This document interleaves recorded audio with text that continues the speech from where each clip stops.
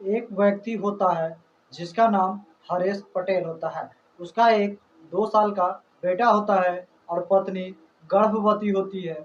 वो अपनी पत्नी को एक अपने ही गाँव के निजी प्राइवेट अस्पताल में भर्ती करवाता है, जहाँ की उसका पत्नी एक नवजात बच्चे को जन्म देती है और वहाँ के प्राइवेट हॉस्पिटल के द्वारा उसका जो चार्ज होता है, वो उनको अमाउंट बताता है कि आप यहाँ 4,000 रुपये जमा करवा दीजिए, आपके पत्नी का नाम कट कर यहाँ से आपको डिस्चार्ज कर देंगे।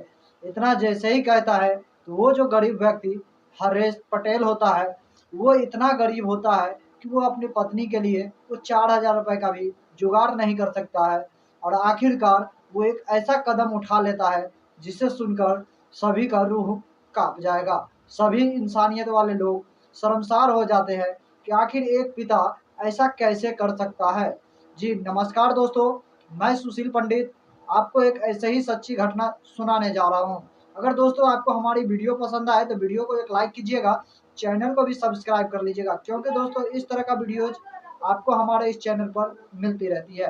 तो चलिए दोस्तों जानते हैं इस वीडियोज में इस पूरे मामले को कि आखिर ये है क्या। दोस्तों यह घटना है उत्तर प्रदेश के कुशीनगर की। वहाँ पर एक पिता होता है जिसका एक पुत्र 2 वर्ष का होता है और उसकी एक पत्नी होती है जो कि गर्भवती होती है। वो अपने बच्चे को जन्म देने वाली होती है। कुछ दिनों बाद उसको जो है पेट में प्रसव का पीड़ा शुरू हो जाता है। तो उसका पिता जो उस बच्चे का पिता था वो अपनी पत्नी को लेकर अपने ही गांव के नज़दीकी हॉस्पिटल में एडमिट करवा देता है, जहां पर उसकी पत्नी एक नॉर्मल डिलीवरी के द्वारा अपने एक बच्चे को जन्म देती है जो कि एक नवजात बच्चा होता है। उस बच्चे को जन्म देने के बाद उस हॉस्पिटल का जो चार्ज होता है, जो फीस होता है, वो सारा फीस अमाउंट जोड़कर उस पिता से कहता है कि आप यहाँ पे 4,000 रुपये जमा करवा दीजिए। इतना जैसे ही कहता है वो पिता बहुत ही गरीब होता है, उसके पास इतने पैसे नहीं होते कि वो 4,000 रुपये जमा करवा सकते हैं, क्योंकि दोस्तों ये गरीबी ही एक ऐसी चीज़ है कि कुछ भी करने पर लोगों को मजबूर कर देती है। आखिरकार वो पिता रात भर सोचता रहा कि इतने सारे पैसे कहाँ से लेके आऊँ, और उस वहीं पे कुछ महिलाएं थी जिसमें से एक ने सजेशन दिया था कि अगर आप अपने इस पुत्र को बेच दें तो इसके बदले मैं आपको 20,000 रुपये दूंगा।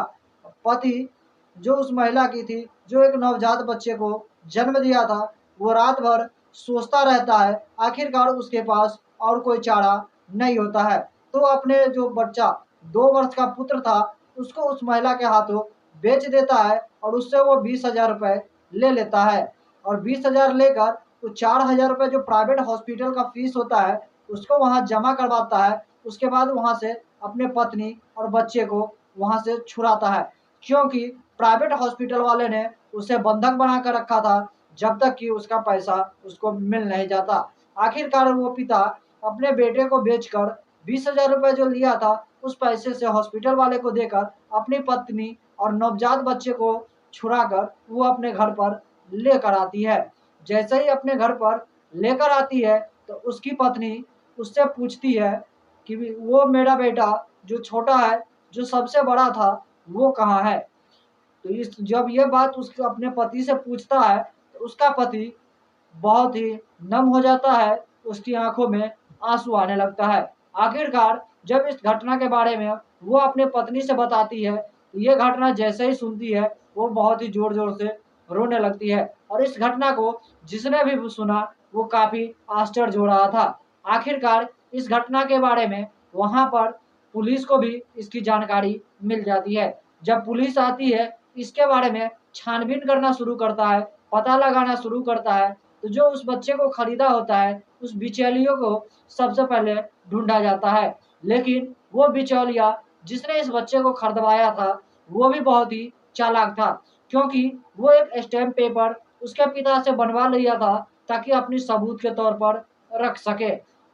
लेकिन कहीं न कहीं इसके बारे में भी जानकारी लोगों को मिलता है, तो लोग को कहता है जो वो बिचौलिया था, जिसने उस बच्चे को क्रय किया था, यानी कि खरीदा था, उसने बोला था अगर कोई पूछे तो बता देना कि इस बच्चे को गोद लिया है, इससे कोई प्रॉब्लम नहीं होगी।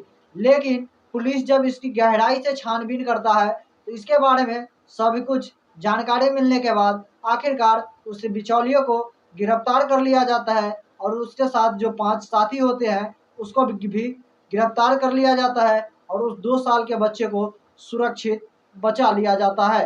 आखिरकार इस घटना में कहीं न कहीं एक गरीबी होने के कारण एक पिता को अपने पुत्र को बेचने पे मजबूर होना पड़ा। बाकी दोस्तों, इस कहानी को लेकर आप क्या सोचते हैं? आपकी क्या विचार है? क्या इसमें पिता ने जो किया वो सही था या एक प्राइवेट हॉस्पिटल वाले ने जो एक नई नवजात बच्चे और उसकी माँ को बंधक बना कर रखा था, ये सही है या पुलिस ने जो सही से कार्रवाई की है ये सही है? आप लोग इसमें से जो भी आपका विचार हो हमारे कमेंट सेक्शन में कमेंट जरूर कीजिएगा। तब तक के लिए दोस्तों, जय हिंद, जय भारत, सतर्क रहिए, सावधान रहिए। हम आपसे फिर मिलेंगे अगला एक नई वीडियो में नई एपिसोड के साथ।